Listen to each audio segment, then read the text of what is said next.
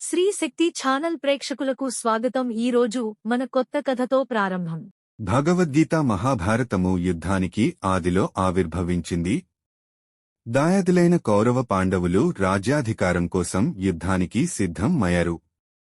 పాండవవీరుడైన అర్జునునకు రథసారథి శ్రీకృష్ణుడు. యుద్ధానికి ఇరువైపువారు శంఖాలు పూరించారు. అర్జునుని కోరికపై కృష్ణుడు రణభూమి మధ్యకు రథాన్ని తెచ్చాడు. అర్జునుడు ఇరువైపులా పరికించి చూడగా తన బంధువులు, గురువులు, స్నేహితులు కనిపించారు.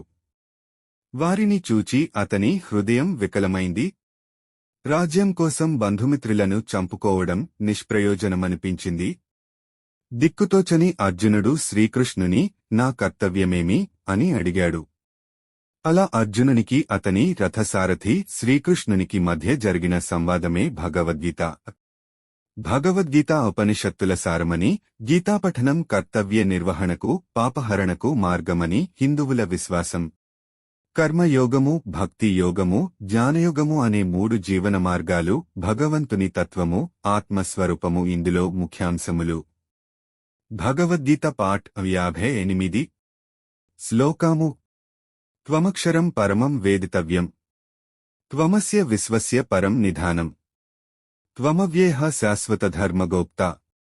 సనాతనస్త్వం పురుషోమతో మే. అర్థము.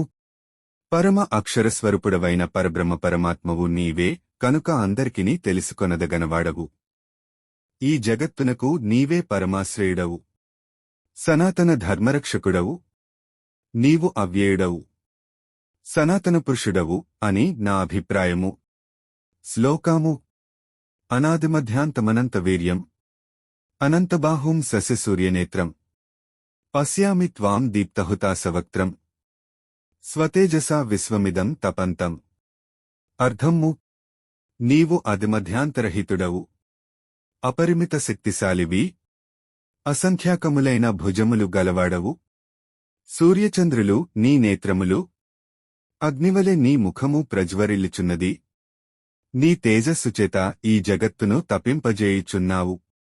అట్టి నిన్ను నేను గాంచుచున్నాను. శ్లోకాము.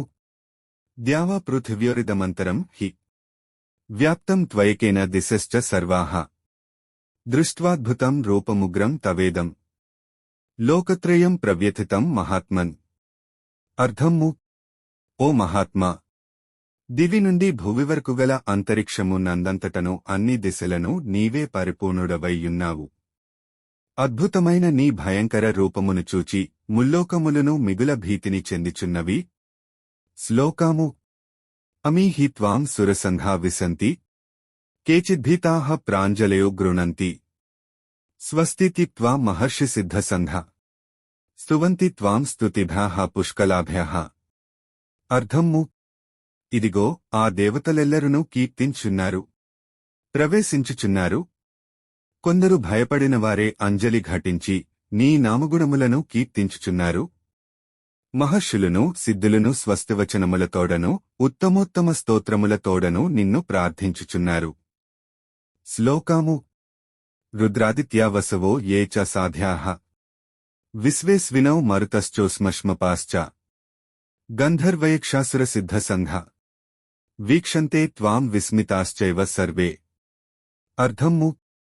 ఏకాదశరుద్రులను, ద్వాదశాదిత్యులను, అష్టవసువులను, సాధీలును, విశ్వేదేవతలును, అశ్వనికుమారులును, మరుద్గణములును, పితరులను అట్లే గంధర్వయక్షాసురసిద్ధ సముదాయములను సంభ్రమాశ్చర్యములతో నిన్నే గాంచుచున్నారు. శ్లోకాము. రూపం మహత్తే బహువక్త్రనేత్రం. మహాబాహో బహుబాహురుపాదం. బహుదరం బహుదంష్టాకరాళం. దృష్ట్వాలోకాః ప్రవ్యథితాస్తథాహం. అర్థము.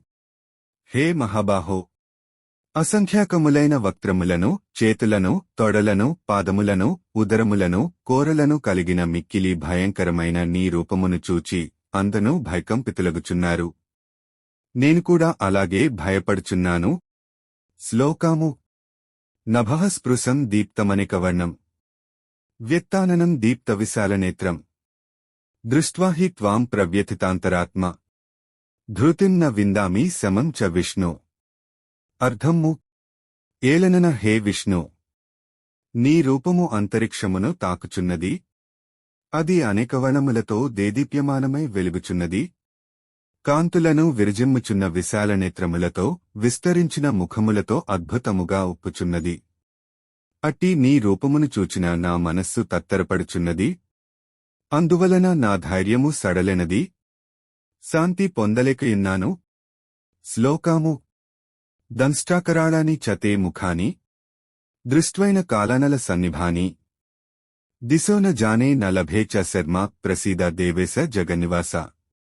అర్థము: ఓ జగన్నివాస, భయంకరములైన కోరలతో ఒప్పుచున్న నీ ముఖములు ప్రళయాగ్ని జ్వాలల వలె భీతిగోల్పుచున్నవి. వాటిని చూచిన నాకు దిక్కుతోచుకున్నది. నెమ్మది శూన్యమైనది. ఓ దేవేశ, ప్రసన్నుడ వగుము. శ్లోకాము అమీ చ త్వాం ధృతరాష్ట్రస్య పుత్రాః సర్వే సహైవావనిపాలసంధై భీష్మద్రోణః సూతపుత్రస్తథాసౌ సహాస్మదీయేరపి యోధముఖ్యయః.